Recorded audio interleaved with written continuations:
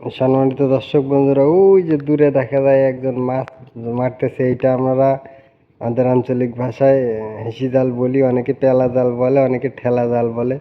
তো আপনাদের ভাষায় আসলে এই জালটা আপনারা কি বলেন সেটা জানাবেন। আর ওই ছেলেটা কি মাছ ধরতেছে সেটা আপনাদের দেখাবো। এই জন্য আমি এখন ওই ছেলেটার কাছে যাব। অনেক পানির ভিতর দিয়ে যাইতে হচ্ছে, তারপরেও যাইতেছি। আসলে ছেলেটা কি মাছ মারে। আর ছোটবেলায় অনেক মাছ মারতাম এটা দিয়ে, তো এখন আর মারা হয় না। তো এটা অনেকদিন পর দেখলাম চোখে, আসলে নিজ চোখকে বা সামনাসামনি দেখার ইচ্ছে হলো।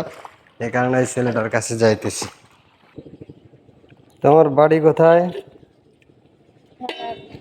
হ্যাঁ, কই? তারাকান্দি? হ্যাঁ, তারাকান্দি কোন পাড়া?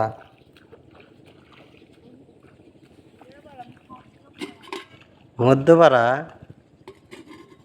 ও, ভালোই তো মাছ ধরছো।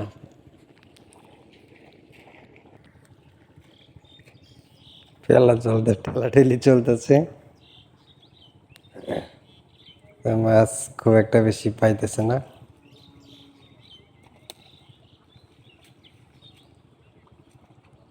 হয়ে গেছে মনে হয়, হাত মুখ ধুইতেছে, মনে হয় চলে যাবে।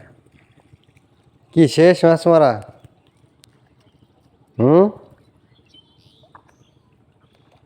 কথা কেমন যেন বলে, মনে হইতেছে বাক প্রতিবন্ধী হতে পারে। এই হলো আমাদের ঘাস।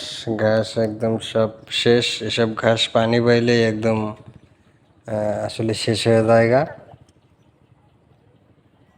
আর এইটা হলো পুকুর। এইটা অনেক গর্ত করে পুকুরটা করা হয়েছিল। আসলে মাছ চাষের উদ্দেশ্যে করা হয়েছিল, কিন্তু পরবর্তীতে যেটা দেখা গেল যে বৃষ্টির পানিতেই যখন এইটা ভরে যায় বা এই দিক দিয়ে এই এলাকার পানিগুলো এই দিক দিয়ে চলে যায়, তো পরবর্তীতে আর মাছ ছাড়ার আগ্রহ নাই।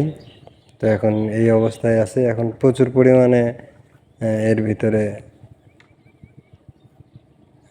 এই ছোট মাছ, দেশি মাছ যেগুলো আছে, এগুলো প্রচুর পরিমাণে এর ভিতরে পাওয়া যাবে।